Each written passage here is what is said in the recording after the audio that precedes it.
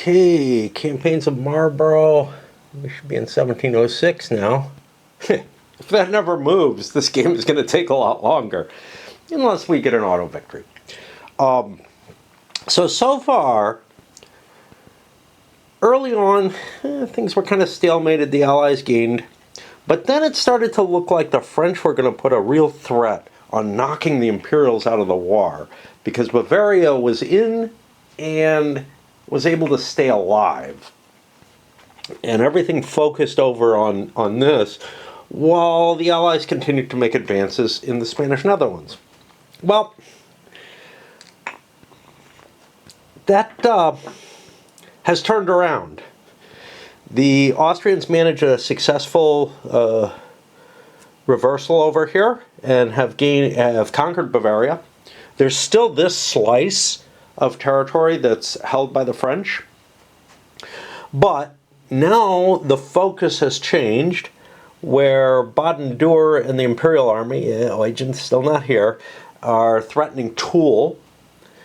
Ahohn, Marlborough got canned, is over here with some Dutch ally with a threat to Paris, Toul, or possibly up in this direction, although we don't know. But and then finally Cahern is over here with the possibility of extending holdings. The French are vastly outnumbered troop-wise. They're just trying to hold on here. They've gotten a couple of lucky victories. Villars beat Marlborough. Someone else did too. Some butthead did. De Bourg should be in disgrace at this point. He was kind of part of the failure up here, but the French decided to bring him back, and an even worse commander. De Bourg is not a bad commander. I'm not at all unhappy, and I will keep him on the board. The problem is, it's hard to get your good commanders because you have to keep drawing through piles of crappy ones. And, you know, so I could be playing to try to get Prince Eugen on the board, but Baden-Dur is good enough, so I'm just hoping to draw him over with the Northern Allies. I can't put him in command, even though technically he outranks everyone on the Imperial side, if he's in command of a detachment, but I can piddle him around and keep that detachment alive, just to make sure that I get him, turn it into garrisons or something. I don't know, and leave him as a subordinate commander. Feels completely out of the range of things. Likewise, if Marlborough somehow came in command of something that wasn't the main British army, it would kind of suck because he wouldn't be able to take command. I think there's quite a bit that could be done with the leader rules to this game that would make it a lot richer. You could just use common sense, right? You could say, among other things, you could say, hey, if Eugen hasn't come in by 1704 or something, bring him in. And if there are certain allied commanders who are real army commanders. So Cahern is pretty damn important. He would not be put in charge of a detachment. Likewise, Eugen, Marlborough, they just wouldn't be put in charge of him. Villars, for that matter. You wouldn't get him in charge of some little dinky shit force. But it could be indicating a representative of, say, one of his supporters being put in charge of a smaller force, and by keeping him around, you're able to bring the actual leader. And you can do some hand-wavy type stuff to explain it away. Anyway, right now, things look very much like the Allies are on the offensive. They have the initiative. They have the quantity of forces. And honestly, I think Paris is in danger. Of course, I thought Austria was in danger as well. I think that it's going to be very unlikely that the French win any kind of victory here. They might be able to pull for some sort of draw where they lose a bit of the Spanish Netherlands to the Dutch. Maybe all of it, and but don't completely get destroyed. Complete destruction here is probably tantamount to, like, if Paris falls, probably tantamount to the Sun King's reign being pretty much negated. All the gains that have been made so far being removed. And a non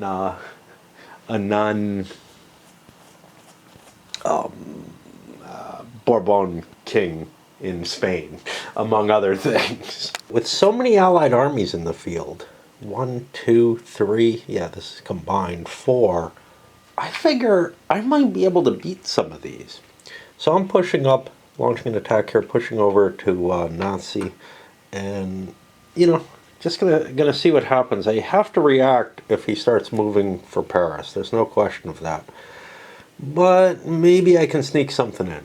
The inability of armies to react and whatnot plays so much into this. So, for example, none of the Allied armies could move except for the Anglo-Dutch army, which moved into Rocroi and started a siege there.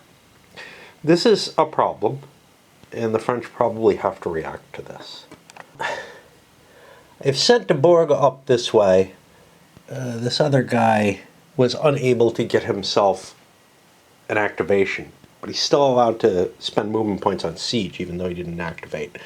So I conducted the siege there and successfully took Marlborough, which I'm now in a position to try to squish the combined army with 2 forces, if I get lucky. But the lucky is the big deal. It's 2 so-so commanders. 7's not bad, but 6 is only on a 2 through 7. Sure, it's better than half, by quite a bit actually, but it's still an iffy factor whether or not I'm going to get to move in there. And the Allies have some significant successes with both Rocroi and Nancy falling. Now, that's putting Toul at threat. I can't afford to lose Toul, but I can't afford not to destroy this army. So the French pretty much have to do what they have to do. In addition, this place, Douai, fell all at once. Cohorn is a beast when he can get moving. Nancy actually didn't fall. It's under siege, but it's a matter of where to allocate my forces. I've got to go for this. And if that battle goes badly for the French, it may be all over. You get the important activation. Now, both French armies are relatively large, but I think I'm outnumbered. De Bourg could move. He's a decent commander. If I look, I can see that I'm facing worse commanders. Do I want to chance it? I really don't, but on the 6 I will. No, almost. And I can't swing my axis down this way. This terrain's not good enough. If I was up in the richer terrain, even just this shit, I could operate there. Actually, no, not quite.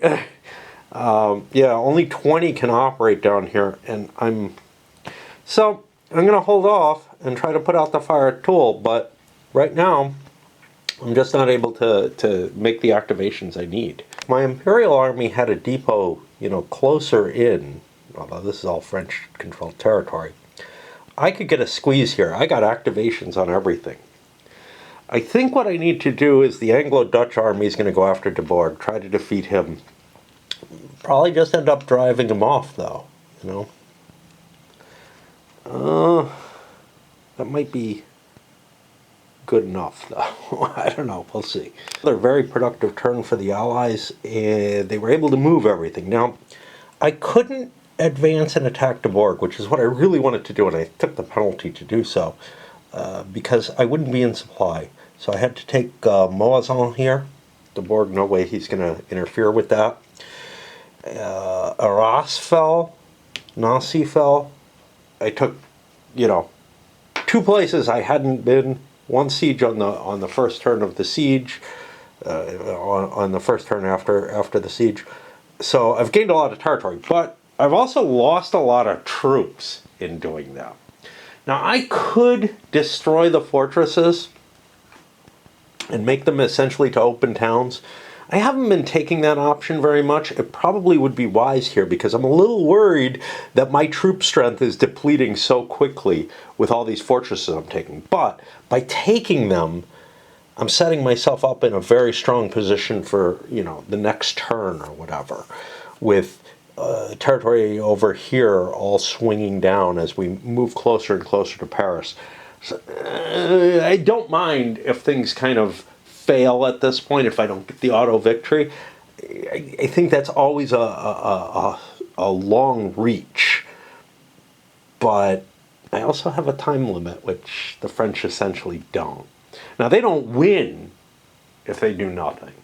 In fact, if they just lose territory, for the most part, it ends up as a draw. It ends up as something of the historical. And then we look at it and we determine. We could have calculated out losses each turn for a victory point total. I don't feel like that's fair. I feel like the fair justification is, hey, how much territory did you gain? Because it's the territory that you gained that is going to determine the peace, not, hey, did I win? Maybe a couple of major battles are worth something, but it's really the normal count system just doesn't really work. French turn, they were able to get their forces, within supporting range of each other, essentially. 1, 2, 3, 4, 5. Can't be that close. The English could have intercepted, but de Bourgh was active and could have moved in and created, a fight that I didn't want to fight. So no reason to chance that on, a withdrawal check. However, Toul is open, Amiens is threatened, and I don't know, that might be a pretty big army. It's only 57. The two French armies are definitely larger, but it's not apparent, the sieges have been going at +2 for 10-to-1 odds or whatever, and that's all your opponent needs to know. So we're getting pretty late in the campaign here. We don't know how long it's going to go, but it could end very quickly. The only thing that got an activation was Cohern, and he went and took Doullens, which gives me Amiens at this point. And also, I got a path down to Paris. The French have to commit to a fight somewhere. It's not pretty. It's not pretty for them. After much fucking around upstairs, the computer and whatnot, I'm back to do a little bit because, well, RAID sets you up and it says, hey, this starts at this time, and it does, and then a half hour later they say, oh, screw you, man, we're going to do a different update, and, you have to get off. Anyway, for the French, I'm waiting all this time for this thing to happen, and then I come down, I do some of it, or I go up there, I do some of it, and no, now you gotta wait again. The French got a bad result, which is that this leader, de Bourgh, is the only one who could be activated to attack Alhon. And I can't do that. I can't even move either of these because it's obvious now. If I say I move de Bourgh or something to try to gather him, he could get intercepted and the British can defeat me in detail without me getting any chance of reacting. So, got to take a full pass on them. In the planning part of the Allied phase, I'm getting Cohern and Baden-Dour ready to advance on their respective fronts. They're not really in any danger from these French. But the Anglo-Dutch army is in some danger. First of all, I take a penalty if I go for an attack on one of these, which I don't want to do. I've captured these. I could go here and attack that. I could try to slide around. Anything that I do has a chance of being intercepted unless I move back here first. And then the thing is, if I am intercepted, if the French decide to take a chance at intercepting, they might hit me with only half their force. Half of it might stay behind, which is kind of appealing, so maybe I want to try to chance that. The chance of both of these getting a success is significantly less than 50%. If you look at both the odds of both of them, The chance of me just catching one probably is also less than 50% though. The safe thing to do would be to fall back here and then figure out some way behind the line to maybe come over to here. 1, 2, 3, 4. That would only be reachable by one of the two armies, and I would have a supply line to it and could siege it.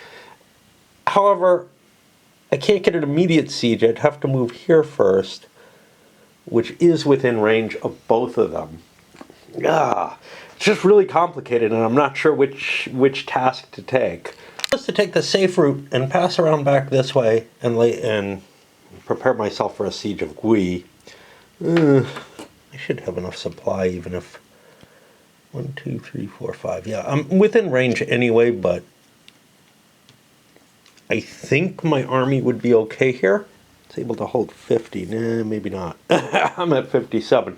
But of course the English would be supplied, so I could unsupply X number, whatever that might mean. I don't know how to proportion that, right? So like, if an army is there under supply, it could hold 120. But if part of the army is not under supply, what do? Do I say, hey, 25 of it is okay? You know, because that's half the amount? Or what do? Do I average this? None of that's covered in here. The coordinated armies aren't, you know, well handled. I feel like I should be able to do something, but I also... So if you look at these, this is a third the size of this. This is half. This is less than half. So to some extent, as long as it's only two armies, it kind of feels safe saying, yeah, I can do this and half of this or something along those lines, because that won't get me above the total stacking value, and there should be enough supplies for everyone through pillaging and whatnot. But how much of this, so it might actually be the difference is what's important. So like here, what I'm looking at, okay, I can supply 50. The big thing is the low end, but if I supply 50, can I supply 70 more with the other army? And that's actually probably the accurate resolution of it. Count up the ones that are unsupplied and then make sure that the supply difference, that the difference is covered. But, you know, either way, I'm fine. And Baden-Dor succeeded in taking Toul, which is another big gain. Another opening all the way to Paris. There's just too many of them there. I don't see how the French are going to hold out. They might make it through this year, but the next year is going to look really ugly with pathways here, here, here, you know. French turn, they managed to get coordination between their two armies. They marched down to relieve Toul. Baden-Dor is not able to get away. This is a big chance. The French can stop one of the pathways. No, that's not going to work. That's not going to work. I'm not in supply out there. Fuck. Alright, so let's put my commands back in place. The Borg was here.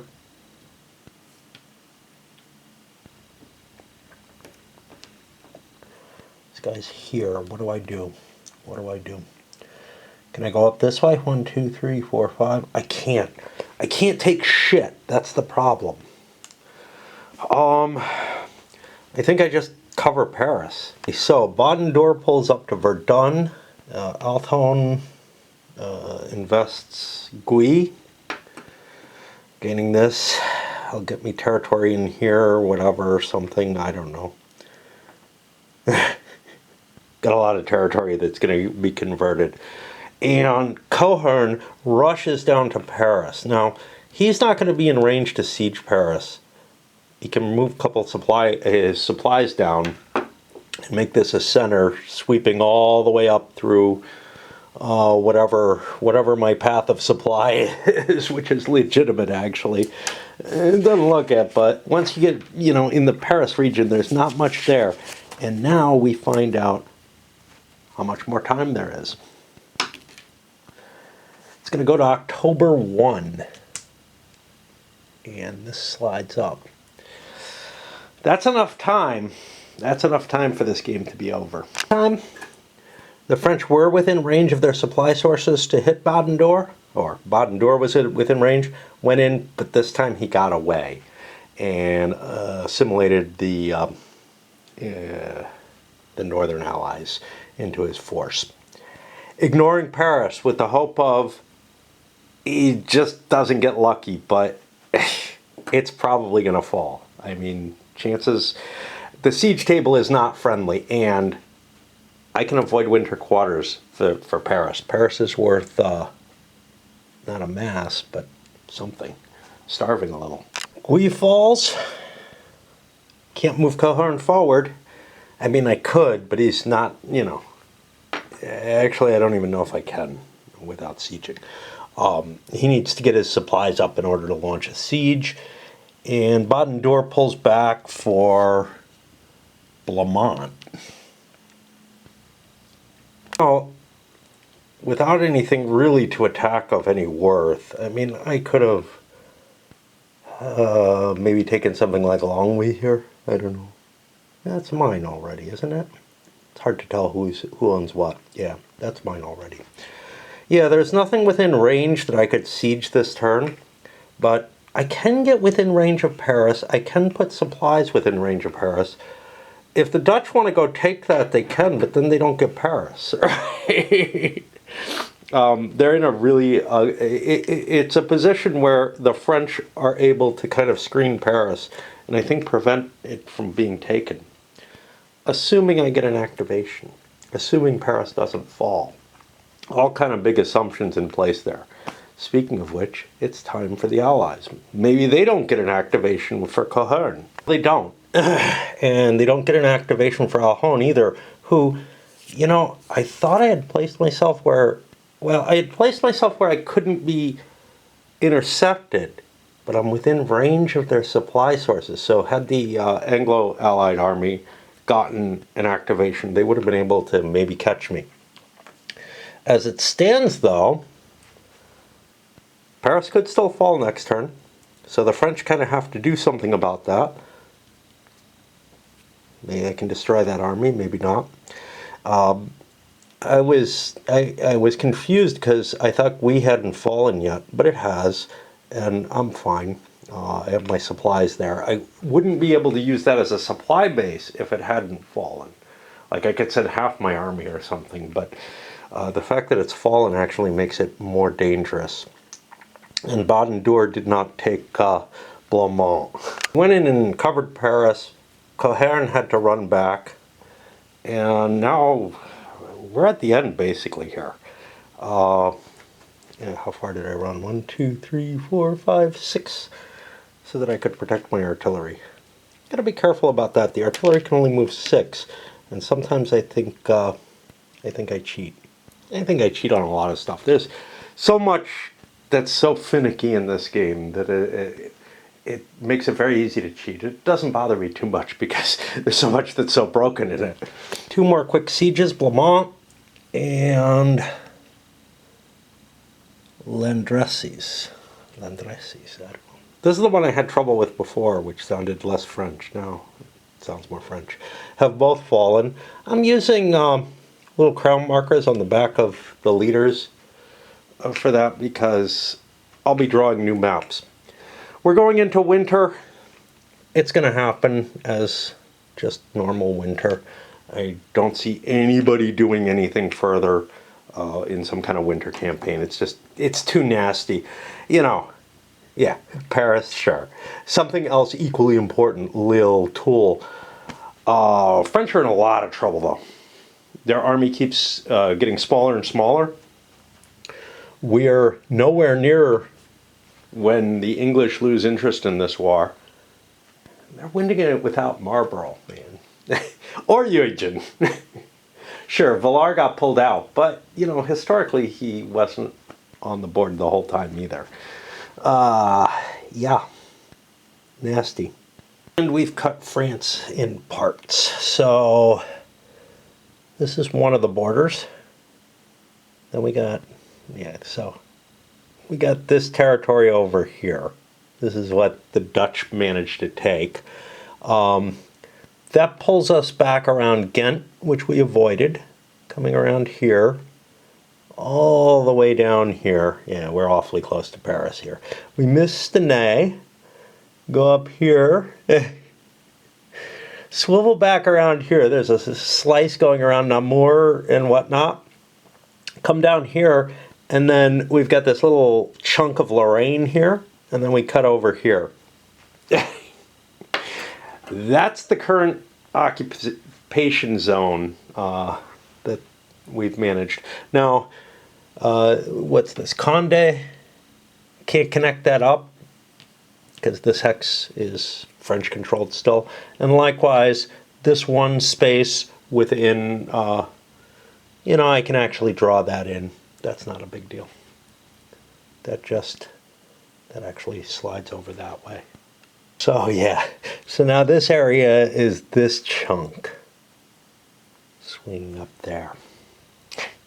Lots of little tendrils reaching into France. I mean, if I were the French at this point in an opposed game, I would be surrendering. It's over. But one of the advantages of playing solo is I get to play it out more towards the bitter end. All right. We'll start doing the mechanical stuff in between. The map drawing's done. I like the map drawing too much. This is still pro-French or French controlled. You know, you would think, I don't know, because it's just projected out from the fortresses, and the fortresses aren't going to fall on their own. They're not, unless, you know, I screw something up when I'm drawing the map and one just happens to fall, which might have happened. I'm kind of wondering about these. I don't really think I took those, but I'm not sure that I didn't. Givet and deny. I don't know. When I erase and draw things back, it gets weird. But it wouldn't be unreasonable for a couple of fortresses to surrender anyway and for troops to go in. So whichever way it goes, it doesn't matter too much. I don't think these are going to be very vital to any campaign that we're going to see in the near future, or in any future. It happens, man. I looked at, oh, let me get another $5 here for Dunkirk. 84. I looked at the troops and money that's left over. The French have 85 troops left over. Okay, whatever, you know. But only $84. That means I'm not going to be able to buy anything back. I'm 30 in the hole here. I'm not going to be able to field what I do get back. Remember, I also have to pay for my army, siege engine if I want to. My army size is simply insufficient. And then I look at the Allied armies, and that's running along this side. The French army is this side. Allied is this side. Sure, 77 and I think that's 42, 79, 119. You know, it doesn't seem like that much more. Actually, I had more of an army before, but I had better odds. The Allies had lost less troops, but the French can't afford their army, right? Like, I could still put out those two armies at 40 strength points each, but we saw how badly that went. We're going to just keep losing more and more territory. Of course, that territory doesn't count for anything. The only thing that's worth anything that the French own is Dunkirk, Stuttgart, and Heilbronn. That's it. That's all they own, right? And Paris. They've lost Toul. They've lost Lille. They've lost Amiens. Everything's just falling. And I think a surrender is in order here. So that is what I'm going to do, which allows me to load this up.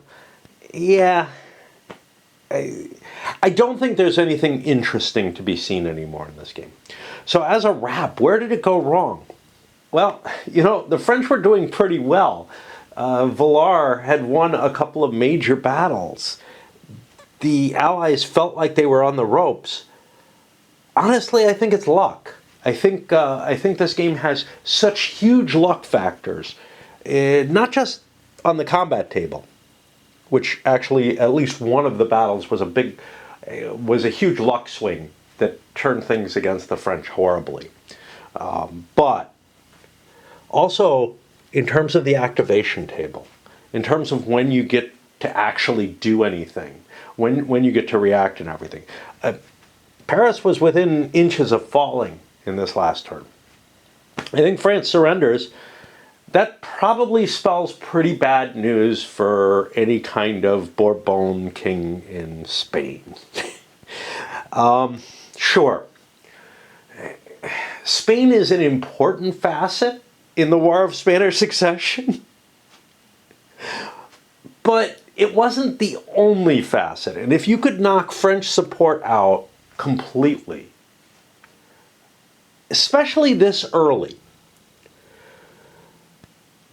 the Spaniards began fairly late in the war to really grow strongly aligned with and supporting the Bourbon king that they had. At this point, I don't know that there's that much support for him. And so you're not going to have that sort of internal reaction, I think, that you had historically. Plus, this is where the big armies moved. This is where the fighting was. What else is going to matter? Well, the Dutch, they don't really care that much, but they don't want a Bourbon king on the Spanish throne. The English sure the hell don't. The Imperials are the ones fighting for a Habsburg ruler. I think we see a very different Europe at the end of this. One in which the Spanish Netherlands are mainly conquered by the United Provinces. One in which Gibraltar and whatnot goes over to the English, certainly, but moreover, there is no Bourbon king down there. And Italy, well, we have to assume that Eugene is doing something, half butcher no matter what, is doing something of value with all the time that he's not on this map, And historically, the Habsburgs kind of won in, they did win in the Italian fights. So I don't think we're going to see Austria losing their power in Italy. Are we going to see the Spanish Netherlands going into Austrian hands? I don't think so. I think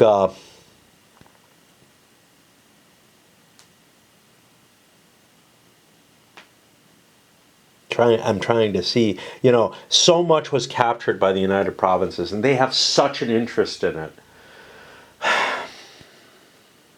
With them not withdrawing from the war, maybe they'd allow some sliver of it to go to the to the Austrian Habsburgs, but probably not.